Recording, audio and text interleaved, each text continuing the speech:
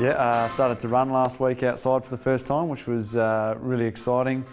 Having been stuck inside, felt like being stuck inside the four walls of the footy club for about 5 months now. It was pretty nice to get outside and get a bit of sun on me. I think it was raining the first day, but yeah, a bit of sun the next couple of days of last week, and then again outside this week. So it's been good. The Ultra G's been one of my best friends over the last few weeks. I've spent probably 3 or 4 sessions a week on there, building up to, started at 60% body weight and built up to about 85%, which was feeling really comfortable, and got the all clear from the surgeon and from our medical team to go and run outside. And yeah, from there we'll just hopefully keep progressing. To be honest, at the moment it's nothing's too definite about what the timing of it all looks like.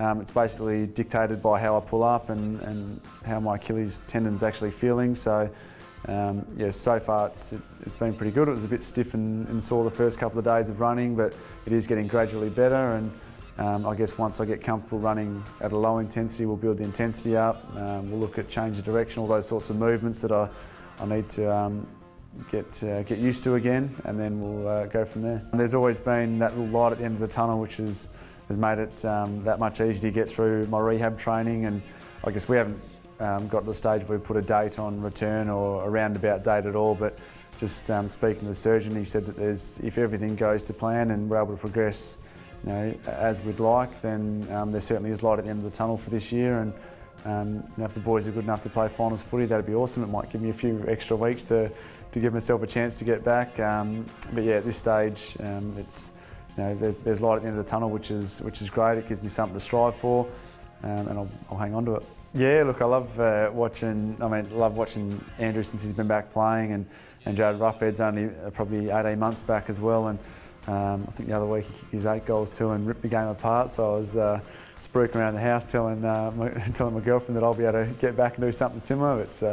But I think I was kidding myself there, but I'll certainly try. And speaking to Andrew as well, he said he was a bit off the pace the first couple of games he came back, but he's been in pretty good shape the last few weeks. So it's certainly positive signs. And the best thing he said is that his Achilles hasn't held him back at any stage, and Ruffy's the same. Yeah, it's been an awesome learning experience in the coach's box.